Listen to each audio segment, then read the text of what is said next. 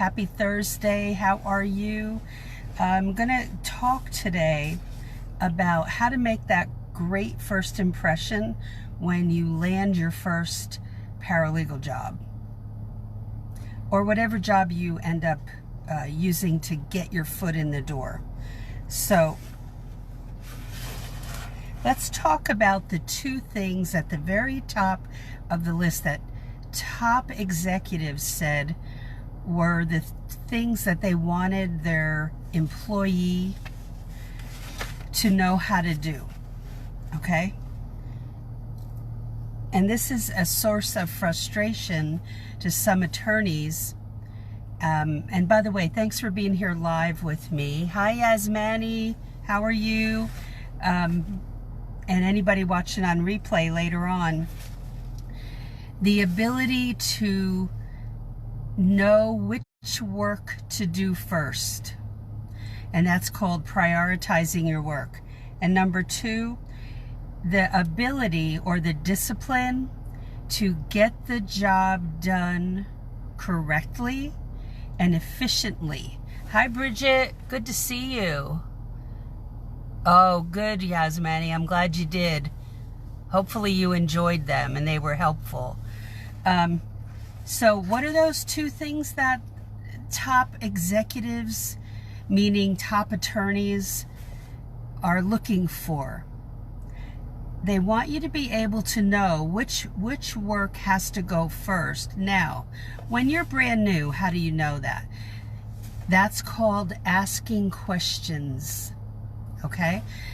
If you say, well, I think or I guess this project, if I have 5 things I have to do in the morning, I'm gonna say, well, I guess this one is something I should know. No guessing, no guesstimates, no assuming. We have to communicate as we are learning. Because yes, I know a lot of this you don't know. And prioritizing your work and how to do that is communication with the attorney or attorneys. So you don't ever assume or guess. That's a huge mistake. And you can't say, oh, I'm too shy. I don't feel comfortable. Well, then you shouldn't be in that job.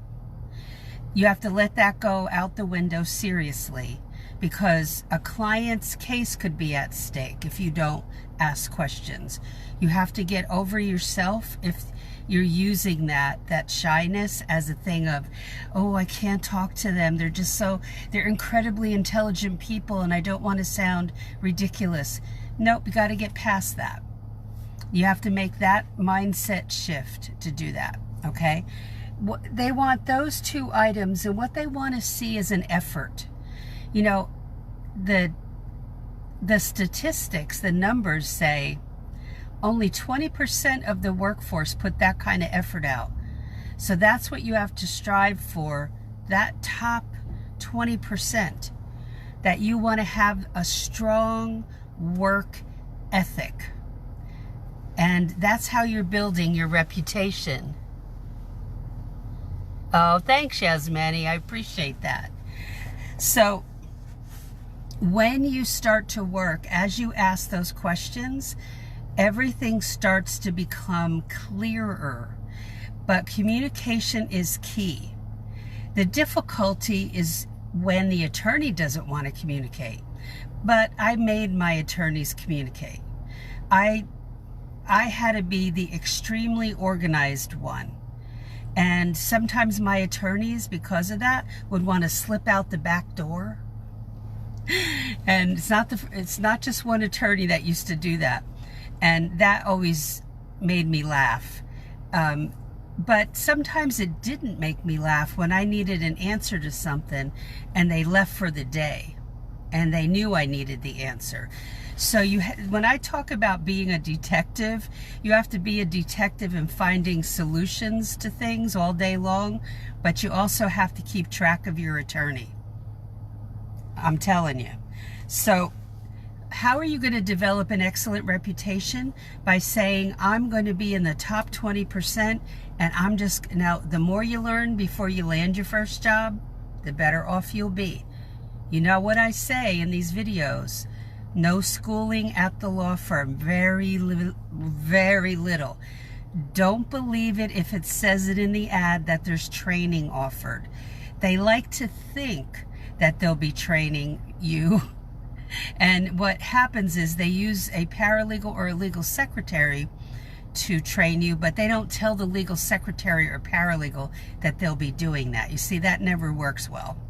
So that's a kind of a not nice way to do that. And they just don't, they're not great at managing that type of thing. So learn before you start as much as you can. And I hope you'll join us in my course, because I'm going to teach you how to manage everything, okay? So your reputation. In my book, Legal Break-In, one of the things I talk about is proofreading, looking over your work. Your attorney is not the proofreader. You are. Okay, you're like an editor for all the legal documents, and you have to go over those and find all the mistakes. My husband handed me a letter yesterday he was writing to a veterinarian, because we were asking some questions in there. And immediately as I scanned down the letter, I found mistakes, because that's how I trained myself. So you can train yourself to be a great proofreader, editor, okay? You cannot think that spell check on Microsoft Word is going to cover everything. That's only part of your tools that you use in Microsoft Word. The other are your eyes, okay? And you have to, even when you feel like you're being rushed and you're under a deadline, you've got to be able to go down that document and use a ruler and go line by line and read it and think about what you're reading to see if everything makes sense, okay? So one of the things that will develop your reputation is that. But the first two items that I mentioned, becoming better, knowing how to set priorities, having a strong work ethic, and getting things done quickly and very well, not 50% good, but 100% perfect. People make mistakes, I know that, but we don't want to build our reputation on mistakes, okay? So you will learn to prioritize, and what should I be working on first, by asking questions, okay? And that means you get on the same page or way of thinking as your attorney. And the only way you can do that is by talking, communicating, and say, would you prefer I work on this, or would you prefer I work on this first? Sometimes they want both things done at the same time. That's not humanly possible. So you say, which one would you like done first? And you're throwing the ball to them to make the decision. Now, as you become more experienced, you will know, but I still talk to my attorneys to this day. I don't stop doing that because I don't own the law firm or the government agency. So it's not my business, it's their business. And I'm there to help them. So it's called communication. I was reading some statistics about the percentage of needless, not that this is, conversation with your coworkers is important, but what I would do is keep it business-like.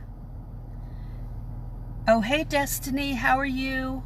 Keep it business-like throughout the day, except for if you're in the break room getting coffee and you pass a little pleasantries, not long, 5 minutes at the most, and get back to your desk. But lunchtime, maybe you're going to go to the conference room and eat lunch, or a bunch of you are going to go out together to get to know each other and go to a place close by. That's a great idea, because that breaks down walls.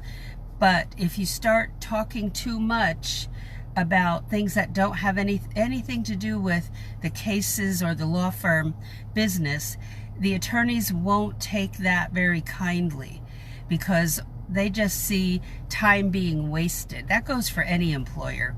So we have to be smart about that. Even if there's, you're new and there isn't an employee that, your coworker that's trying to talk too much and you're getting worried. I've had that happen. So I just excuse myself and say, ooh, I just remembered I have to get back because I've got a call coming in at blah, blah time. And just get back to your desk. Okay, that will build your reputation, and people will know that you've set the bar, that this is who I am, and I'm not going to be gabbing in the break room for 20 minutes when you're being paid to gab. No. Okay, so build that reputation well, because we are being watched, because we don't own the place. So people will not be happy when we go down that road. Let's see.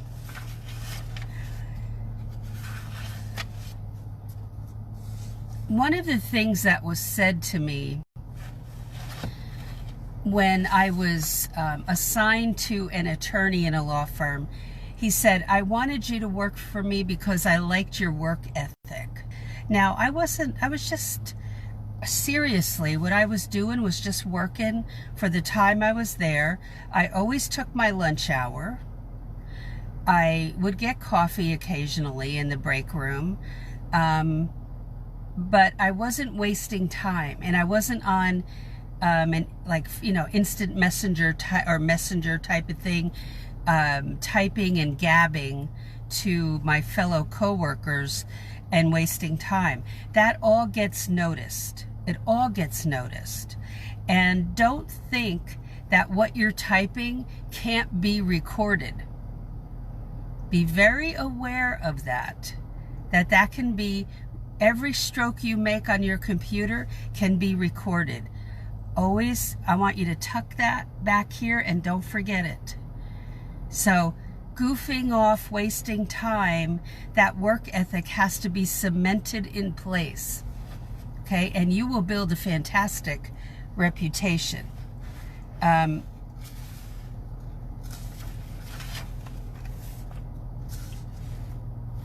So let's talk a little bit, not so much about what salary you can expect, because I can't tell you that. Yeah, metadata. Yeah, the Destiny, I did not know how to do that. How to get away from a conversation, because I didn't want to be rude. And so it pays to wear a watch. I'm not a big watch wearer, but in that case, it's good to look down at something. And it doesn't work with just a bracelet. It's just, or if there's a clock on the wall, which most places don't have anymore. But to be realistic about it, to excuse yourself. Oh gosh, I just remembered I got a call coming in. Because if you don't, it's going to be, you're going to have people walking by the break room, and then they'll come back again and they'll see that you're still there, or you're in the hallway talking, and it does get noticed. I've made that mistake in my in one law firm, where just one day I did that, and the attorney was like, "Good grief." And I told him, I said, well, I don't normally do this. So, and then it didn't happen again, because I know for them, they hear the clock ticking, like she's been talking for an hour and not getting any work done. So it's not a pretty scene. For a person who is, when they quote in Google, they'll quote the average salary of a paralegal as $50,000 a year. But that is not what paralegals start at. And no law firm, honestly, pays a paralegal, whether it's, coming in straight with a high school diploma or a master's degree in IT. Every paralegal starts on the same level playing ground. So nobody, because they went to 2 years of school, is going to get $50,000 because they know you don't know a lot. Yeah. I'll say that all day long. And they know that you don't know the practical side and how to help them every day. So it doesn't matter. It doesn't matter who it is. Schooling doesn't help in that department. So the practical side is not taught. So $50,000 is way out there. Now, if you're working in New York City or LA or Chicago, the salaries are going to be higher, but they're going to always start you off low. And it's a sacrifice. It really is. Been there. But give you a for instance. If you're making 50 grand, you're being paid approximately $25 an hour. Okay, which is nothing to sneeze at. That's not too shabby. But that's not what you're going to make in the beginning. So don't count on that and be mortified when they offer you, half that, or I don't know what they'll offer. So it depends on what you're bringing to the table and how you communicate that. And I teach you how to do that in my course.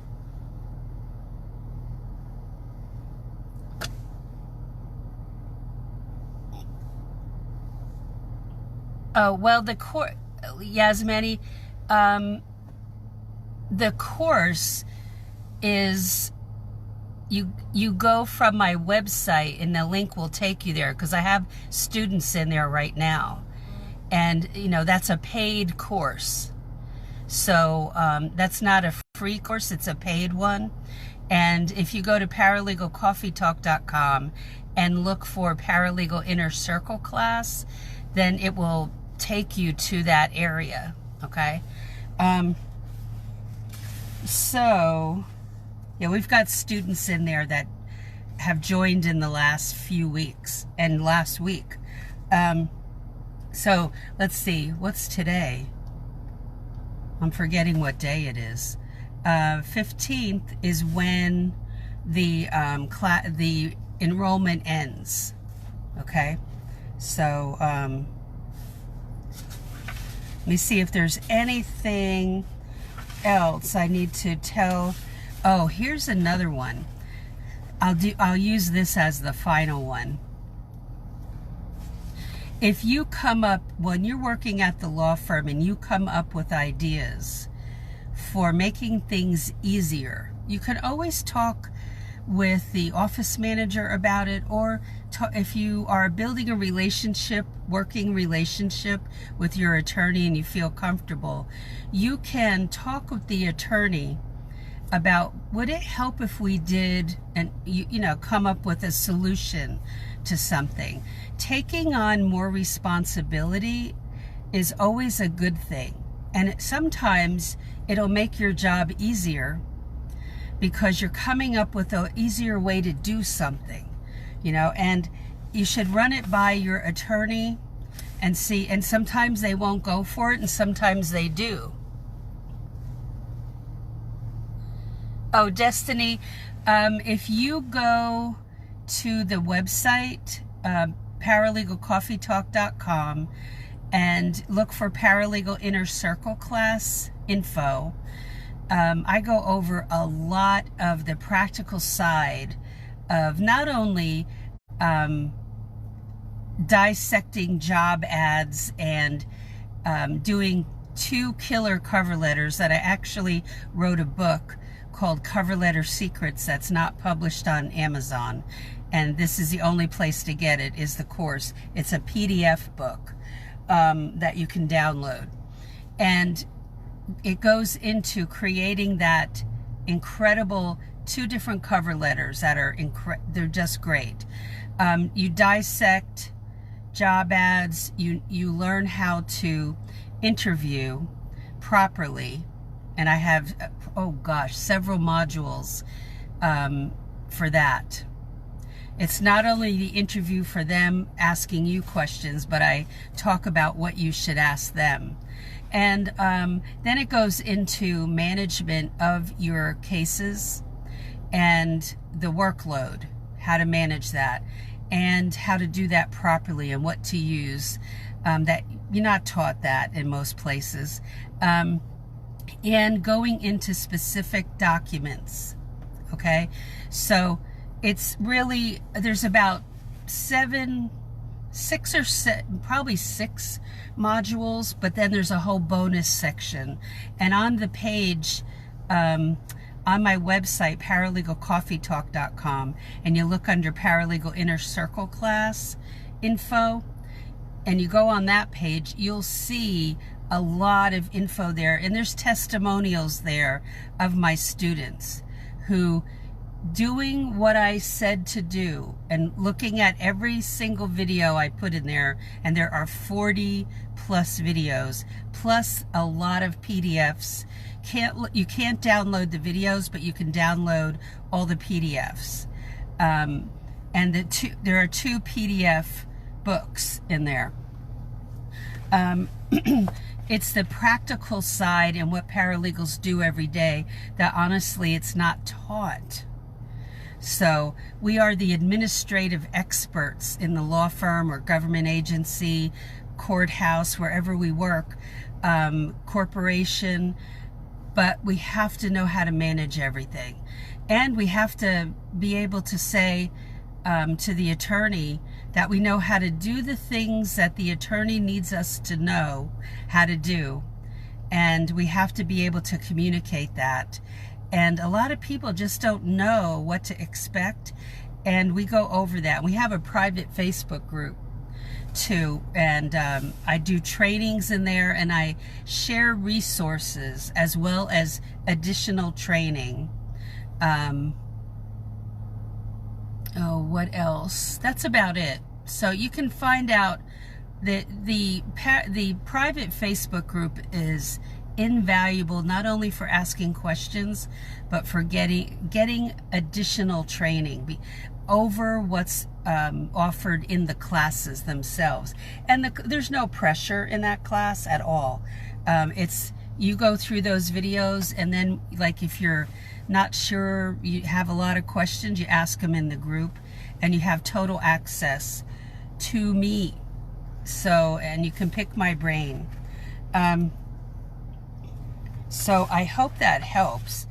The big payoff when you do all these things is that you're building a rock solid career, and you're building your reputation.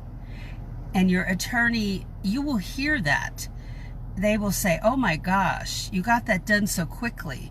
Oh my gosh, you hardly ever make a mistake." You've got to strive for that type of excellence. I've said this before. I had a coworker say, "Well, why do you care?" Well, the thing is, if I'm not going to care, why would I be in that career? Why would I be there? It's not to just slide by. That's really a person with no pride in themselves. And the person with pride that they take pride in their work will go very far, and you can be very proud of the quality work you do. I think most humans want that. But sometimes people get snarky or jaded. They don't like the career. They don't like the people they work for or with. I would say get another job or get another career. If you're not loving it, then why are you staying in it? And there's a lot of, I see complaining like that. That goes for any career. So watch one of the courses I offer besides the Paralegal Inner Circle class is a course called Mistakes Paralegals Make, which is also in the same area as my other course. And that's after 30 years doing this, all the mistakes that I have seen other people make. I really tried hard to avoid most of those mistakes. So very, very interesting. Someone asked me in one of the first time I launched my course, one of my students asked me, do I need to get there a lot earlier than the attorney? Am I expected to get there at 7 a.m. or 7:30 a.m.? And I said, no, you're not. You're not expected to do that. Most of us don't do that unless we are preparing for trial and we're in the final days. Sometimes that happens, but that's not the norm. And you want to be careful with working more than 40 hours a week. You don't want that to impose on your downtime, your private time, okay? Nobody should do that. Well, Yasmani, that's up to you when you take a course, okay? When people take a course, like when I take a course, it's what I put into it. When I watch videos, and there's no magic to it. That means that you have to learn as much as you can from the course, and you already have to have office skills. Okay, because this is what we do. We have to be very good typists, and our English has to be very good because all the documents are in English. Let's see. So the work that you put into it is important. And so when you watch all the videos and when you're in my class, you are watching those videos on your own, from your own computer or on the phone, and then you have to start putting your cover letter together. You have to go do the things I tell you to do to learn how to impress the attorney. But you cannot do this unless you have office skills already. Okay, I always say that. Because you need to know how to type and all of that. So, no matter what course you take anywhere, there's no magic that goes, okay, now once you do that, the jobs will just appear. You have to learn how to apply for those jobs, use the right cover letter, know what to say in the cover letter. That's what I teach. Know how to look at the job ads, and that's what I teach. How to interview properly, and you have to write everything down that I'm telling you to ask and what they may ask you. Let's see. And then how to manage all the work that they're going to give you. And then we have that private group where we go over more questions. Okay? So, yeah, there's no course is like a magic pill, so to speak, that you take the course and jobs appear out of nowhere. There's a lot of work that goes involved. It goes into this. And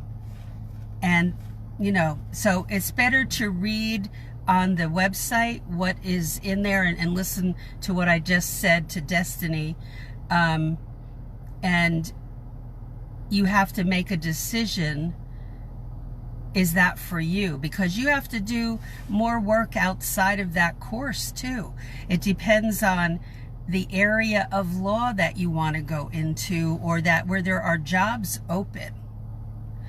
And there's like, I teach you how to look at job ads and which ones you should not apply to and which ones you should apply to. Now, right now, there's a slowdown, but I know it's going to open up because I see the attorneys advertising like crazy. Now, in certain parts of the country, it's not opening up as fast as, say, in Florida. It's starting to open up. The jobs are starting to come back.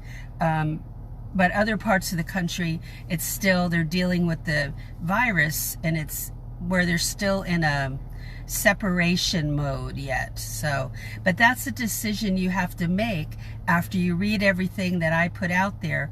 Is this the course for you? Okay, so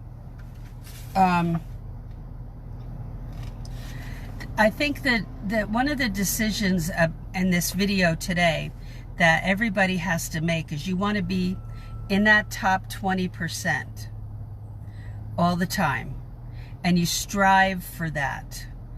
You will feel in the beginning like you're moving slowly, and you will move slowly because you're learning so much new stuff.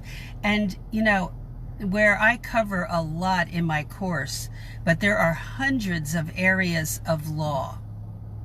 And so you can't cover all that in one course. But I go over a lot of things in that course with documents and showing you things that you have to know. But boy, when you land in your first job, then you will learn much more too.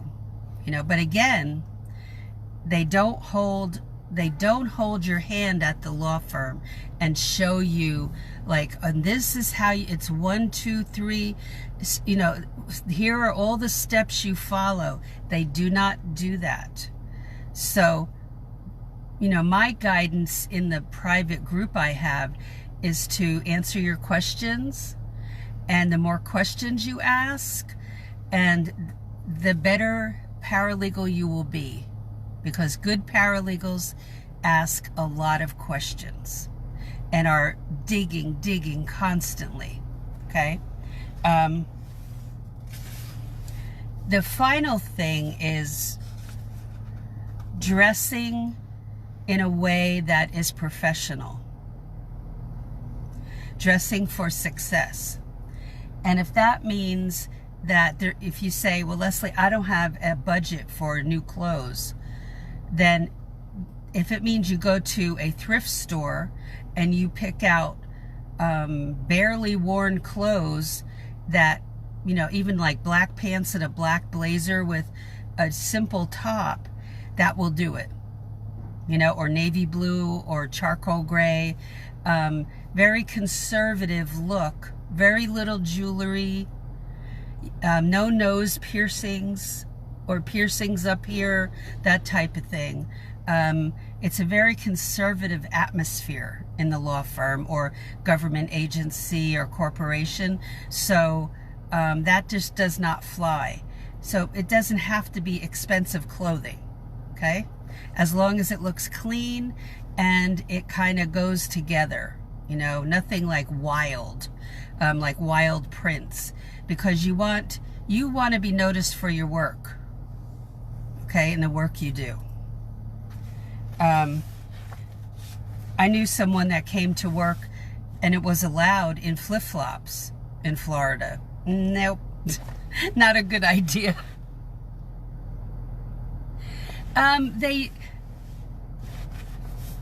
Well, what happens is, Yasmani, in I'm not sure where you're located, but because I'm in Florida, I can speak to this.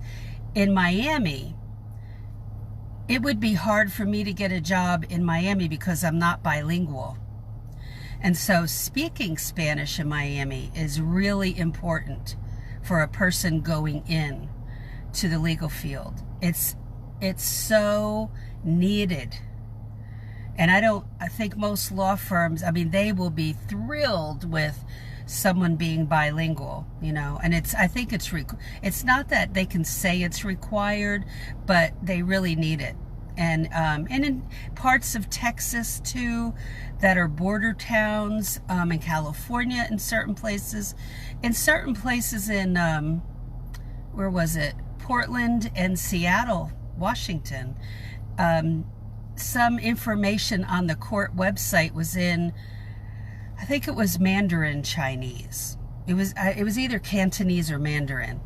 And so some information like how to do something will be in a different language, but the documents are all in English that have to be filed with the court, because a lot of judges and a lot of the people working within the court system, they don't all speak Spanish.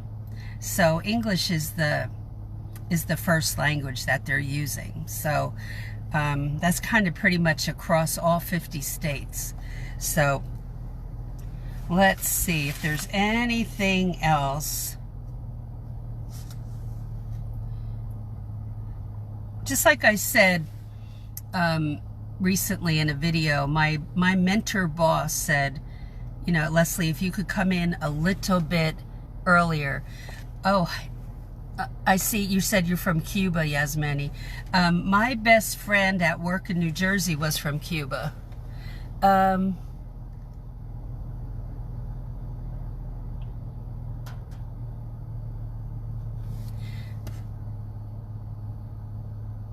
Yeah, that's true. Are you working as a paralegal right now, Bridget? Yeah, it's questions are always important. You have to be a like I said, I can't say this enough, a detective, and you have to understand that the attorney is without questions. I can tell you that the attorneys can be full of, well, that's surprising, Bridget, because you're knowledgeable. Your attorney will be full of anxiety if you don't communicate. Now, I don't mean jabbering all day long. That's not what I mean. There's an old show that was called Dragnet, and the guy used to say somebody would start to ramble and talk too much, and the detective used to say, just the facts. Well, that's how you operate in the law firm. When you talk to the attorney, you want to write your questions out. Don't try to remember off the top of your head. Write everything out that you need to ask the attorney and say, do you have 5 minutes where we can just sit and go over some things? Why do they get uptight sometimes about having meetings? Well, sometimes they go to too many meetings. And you know, that can get old. But also, time is money. When they're not working on a client's case, they're not earning money. And sometimes their senior attorney, their boss, the attorney's boss, is expecting them to perform at a certain level all day long, okay? So that's why they'll get anxious. That's the backstory to that. Yeah, my friend was, Yasmani, my friend was, left Cuba during the, well, before Castro took over. And so that was a long time ago, in the early 60s. But he was 11. And so, oh, that's cool, Bridget. Yeah, very cool.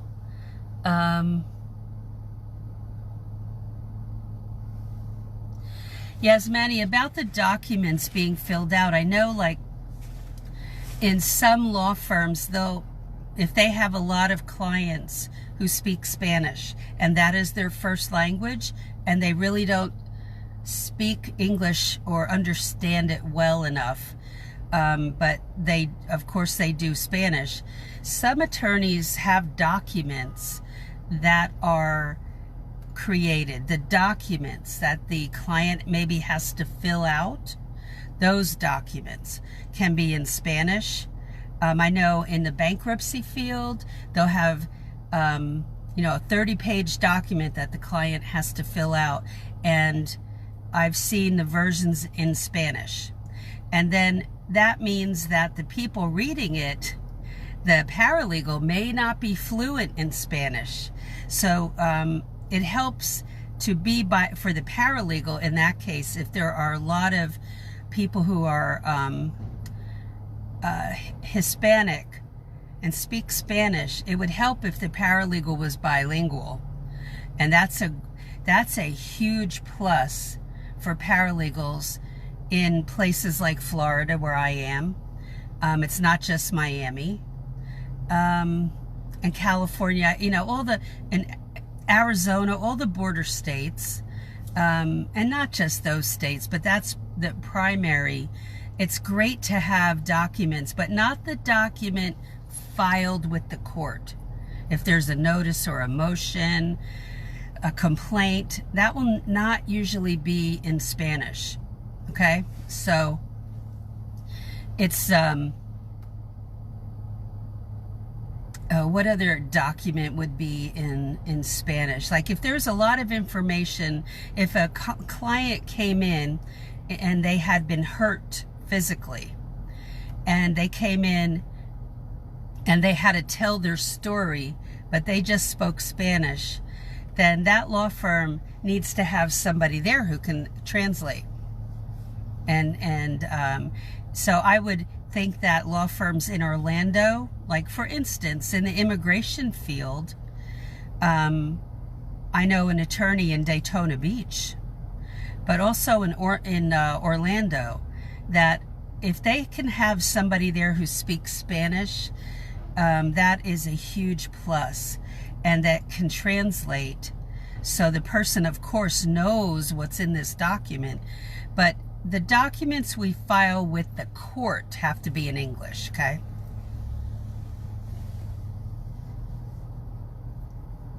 Yeah, Bridget says knowing other languages is great, period. That's a great asset or skill to have.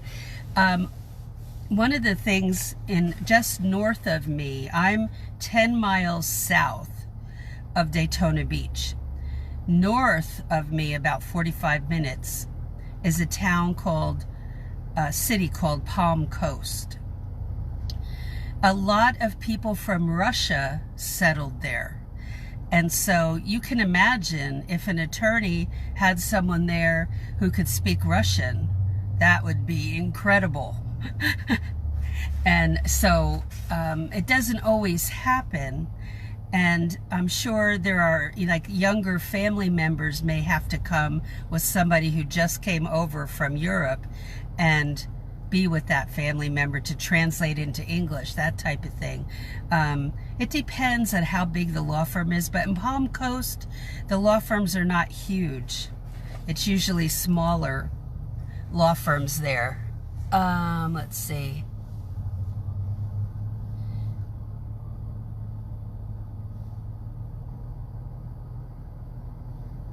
Oh, that's good.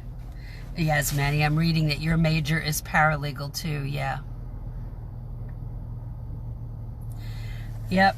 It's always good if you can know another language, but it won't keep you out of the paralegal field if you don't. So I don't want people to think it's just harder if most of the attorneys are requiring it in your neck of the woods, wherever you live.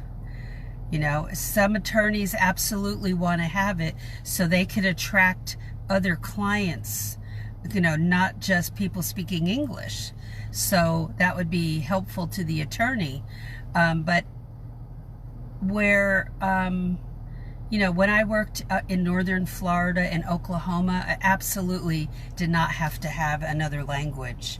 So it's not anything that should burst your bubble if you don't know it. But if you're in Miami and you don't speak Spanish, I think it would be detrimental. It would be hard.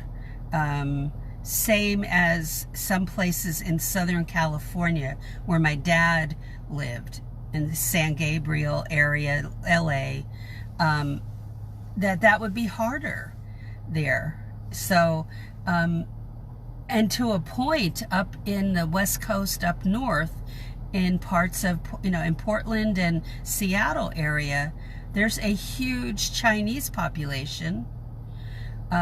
So, and California too. But what they would do, like I said, is have documents that maybe the client has to fill out, that type of stuff, to give information. But the final documents, or the paralegals filing a notice or something, that's all in English, okay? So I think that is it for today. So, you know, striving to have a strong work ethic and learning all you can is very important, okay? And learning all you can before you set foot in the law firm as much as you can, because what if you don't? Well, they're not going to teach you, and number two, you're going to be stressed out. So remember that. And I don't want that for you. I want you to go in a smoother way, okay? All right, so if you guys have any questions, ask me now. You know, while I'm here with you all, thank you for being here. And thanks for your comments, too. That helps a lot of other people as well. Your comments are always welcome. Let's see, what else? I'm not sure if I'm doing a video tomorrow or not. We shall see. I may do that tomorrow. And what else? Oh, if you guys, anybody watching here live or on replay, if you have, oh, you're welcome, Johanny. Thank you. I appreciate that. If you have not gone to the website, go there, because there are 2 complimentary items there for you to have. And the website, same name as this page, is paralegalcoffeetalk.com. And look on the top of the website and you'll see 19 alternative paralegal careers list. And then off to the right, you'll see it'll say free chapter of legal break-in book. Get that chapter. Yes, you can buy the whole book. There's a link or a tab for that too, but there's a free chapter for you, okay? And yes, you can, Glenda. Yep.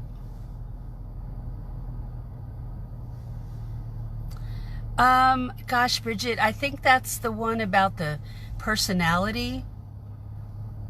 You know, you have to go, when you click on that and it takes you to the free paralegal hub, you have to sign up for that when you get there.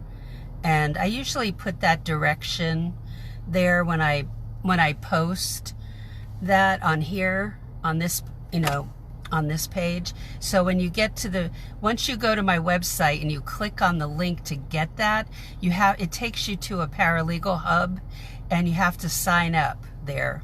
That's what I'm pretty sure you have to do that. But I think that free chapter is about the personality fit, if I recall. But Glenda, back to your question, can I get a paralegal job even if I don't have certification? Yes, you can get a paralegal job as long as what you're bringing to the table is our office skills, okay? Oh, you're welcome. Watch a lot of the videos here, Glenda.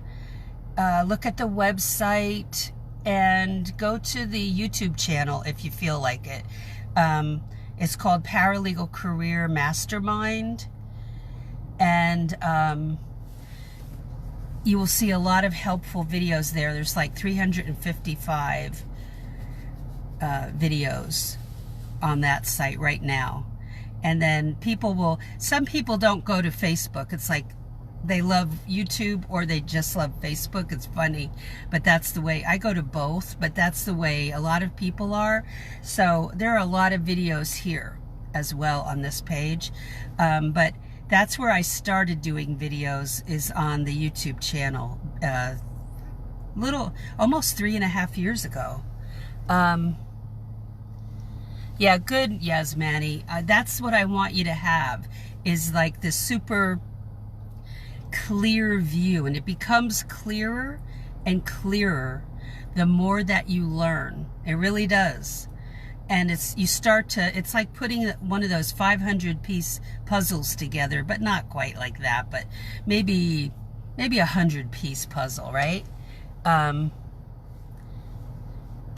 it's much simpler, again, that when you know a lot, your confidence goes through the roof, and we're not always 100% confident when we're starting.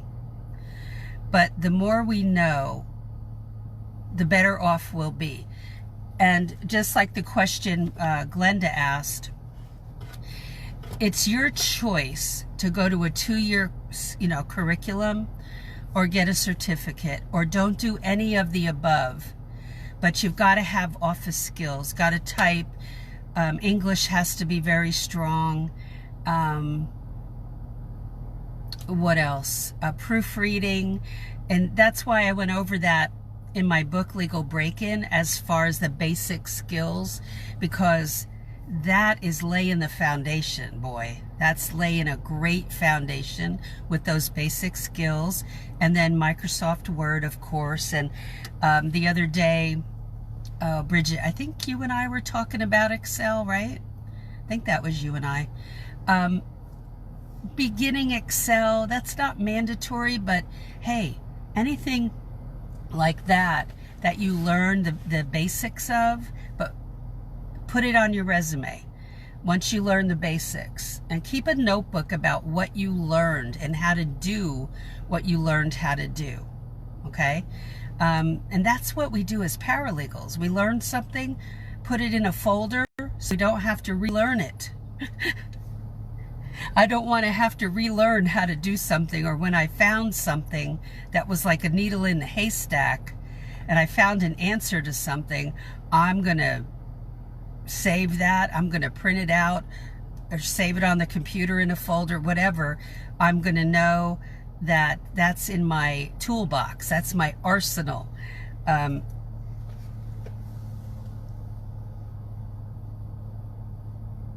Yeah, it's, I always want you to, Yasmani, to have, for you all, to have a real clear vision, right? Yohani, yeah, Yohani says, can you repeat where we have the paralegal alternative job PDF? If you go to paralegalcoffeetalk.com and then look up at the top of my website, that's my website, and look up at the top and you will see 19 alternative paralegal careers list, which is a great list to show you that you don't have to work in a private law firm. You don't have to work for a government agency. NASCAR, right, just north of me in Daytona, has a paralegal, one paralegal. Walmart in Bentonville, Arkansas, has a ton of paralegals. A lot of corporations, insurance corporations, many corporations have a paralegal, one or a ton of them on board. So it's really interesting that that has occurred and that you're not limited to where you work, okay? Okay. Okay, got it, Bridget. Yeah. Yeah, to repeat just briefly, learn beginning Excel. Even if you don't like Excel, that's me.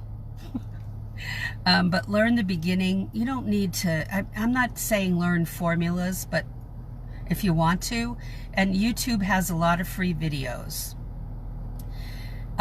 Learn beginning PowerPoint, then put it on your resume. Learn all you can about Microsoft Word. That's what I call the heavy hitter. That's a very important software to really know how to use, okay? Go check out Google Docs and Google Calendar. Play around with it. Learn how to use it, okay? Put that on your resume. Oh, you're welcome, Yohani. Any questions are always welcome. I like giving those resources out because I want the world to open up to you all as far as where you can work, okay? And the free chapter is and I picked that chapter for a reason. So, you know, when you click on those things and you go to my paralegal, it takes you to my paralegal hub. You'll see a sign up area, sign up so you can access all that. It's just an extra step. And there's a video in there if you have not seen it in the hub when you get there. That is called the 4 hot areas of law that I think will be hot for the next year and a half. And it's because of this coronavirus that I know it's going to be hot. I see the ads on TV already for law firms in my area, for 2 of the areas of law that I talk about in the video. And that's why. It's because of the pandemic and what we're going through right now, okay? So I expect, as things loosen up, or as people have to start filing lawsuits, that the jobs will loosen up. But the ironic thing, right before this, in January, people would ask me, Leslie, do attorneys ever allow you to work from home? Are there jobs where I can work from home? And I would have said, seriously, 98, 99% no. They don't like it. But now they've been forced into it. So I don't know how this is going to change for some attorneys. They may not want to work from home after this, or they may love it and like the whole setup. So who knows? We don't know how it's going to pan out, but how interesting that is, right? So things have changed a little bit. So I want you to be prepared as much as you can before this breaks loose. Okay? And so that you're ready to hit the ground running. Oh, you're welcome, Yasmani. You're welcome, Yohani. I don't know if I said that to you or not. So I'm glad hope. And listen, if you have trouble getting, accessing anything, let me know. But you have to go to, when you click on the link on my website for that stuff that I mentioned, it's going to take you to a hub. And that just has a little sign up button. Sign up. Because all you're signing up for is to have access. That's all. And then maybe once a week, I send an email out with videos that I don't share anywhere else. So that my email is not sent out like, every day or anything like that. That's nonsense, all right? So I won't do that. So anyway, thanks for being here and for your questions. And if you think of any other questions, feel free to ask them. Remember what I said about asking questions, right? Very important. And break down all those barriers and just absorb all the knowledge and keep here it is. I've got 2 notebooks with me today. So keep a notebook to track everything you're learning, everything you need to learn. You can put a line down the center of that page of that notebook. What do you know on the left side? What do you need to know on the right side? Have a research page. Where did you find some good research when you were looking? Make sure you bookmark in your browser. Make sure you bookmark that page so you can go back to it. That's what we do as paralegals. We're the information finders, the solution finders. All right, so have a great afternoon, everybody. Thank you for being here. Thank you for your sweet words. And any questions, comments, post them. And thanks everybody who was here live with me, and anybody watching on replay. Always post questions on this page. I'll be glad to help. Or go to if you're not in the legal field in any capacity, go to the Paralegal Break-In group and go there if you want to ask questions in a more private atmosphere, okay? All right, have a great one. I'll talk to you tomorrow. Bye.